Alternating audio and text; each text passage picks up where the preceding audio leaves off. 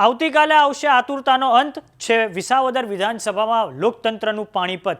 એક તરફ છે આમ આદમી પાર્ટી તરફથી ગોપાલ ઇટાલિયા, ભાજપે મેદાનમાં ઉતાર્યા છે કિરીટ પટેલને, કોંગ્રેસે આપી છે નીતિન રાણપરિયાને ટિકિટ।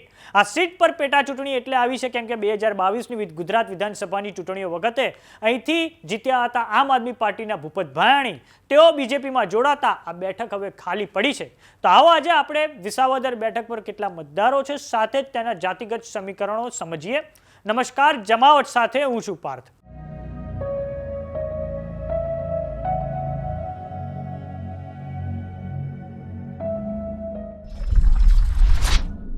તો આ માટે આપણે ચાણક્ય.com નામની જે એપ છે તેનો સહારો લઈશું। વિસાવદર એસેમ્બલી, વિસાવદર જે વિધાનસભા છે ત્યાં એક સમયે ભાજપના કદાવર નેતા, પીઢ નેતા કેશુબાપા ચૂંટાઈને આવતા હતા। સાથે જ આ જુનાગઢ જિલ્લામાં આવે છે અને જુનાગઢ લોકસભાનો ભાગ છે।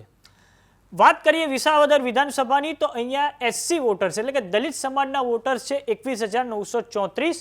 2011ની વસ્તી ગણતરી મુજબ એટલે કુલ વસ્તીના થાય છે 8.89%। પછી આવે છે એસટી વોટર, તો એ છે 1,382 અને 0.56% જેટલા છે 2011ની વસ્તી ગણતરી મુજબ, અને 2021માં વસ્તી ગણતરી થઈ નથી અને હવે 2026થી વસ્તી ગણતરી શરૂ થવા જઈ રહી છે। વાત કરીએ મુસ્લિમ વોટરની તો વિસાવદરમાં છે તેઓ 2,714 અને તેમની આબાદી છે કુલ ટકાવારીમાં 1.1%।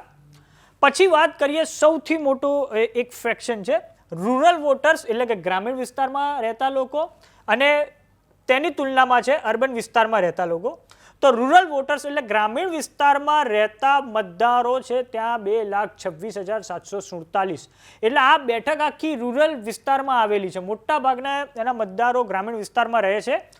91% છે આ ટકાવારી કે 91% મતદારો વિસાવદર વિધાનસભાના એ ગ્રામીણ મતદારો છે, જ્યારે અર્બન મતદારો ત્યાં છે 19,985, માત્ર ને માત્ર 8.1%।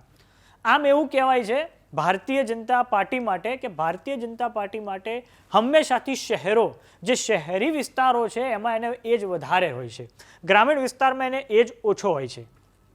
વાત કરીએ ત્યાં કુલ કેટલા મતદારો છે તો 2019ની જે લોકસભા ઇલેક્શન થયું તે પ્રમાણે ત્યાં કુલ મતદારો છે 2,46,732।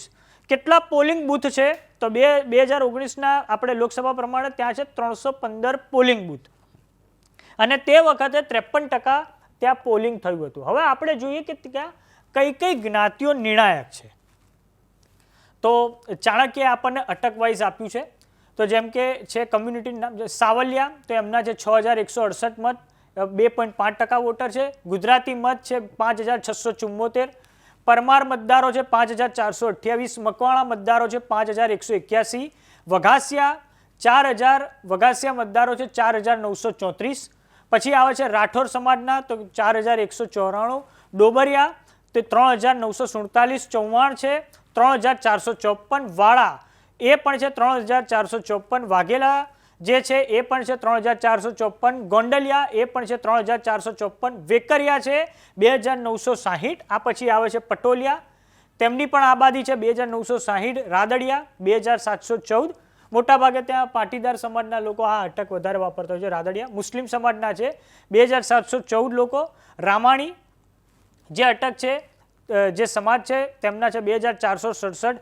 હીરપરા એમના પણ છે 2,467। ભુવા એમના મતદારો છે 2,220। ગજેરા એમના પણ છે મતદારો 2,220। ભેસાણિયા તો 1,973। કાપડિયા છે 1,973। ઠુમ્મર તે પણ છે 1,973 મતદારો। રાખોલિયા છે 1,973।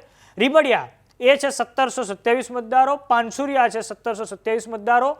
કોટડિયા છે 1,727 મતદારો। ચાવડા છે 1,727 મતદારો। ડાભી છે 1,480। વોરા છે 1,480 અને મૌલિયા છે 1,233।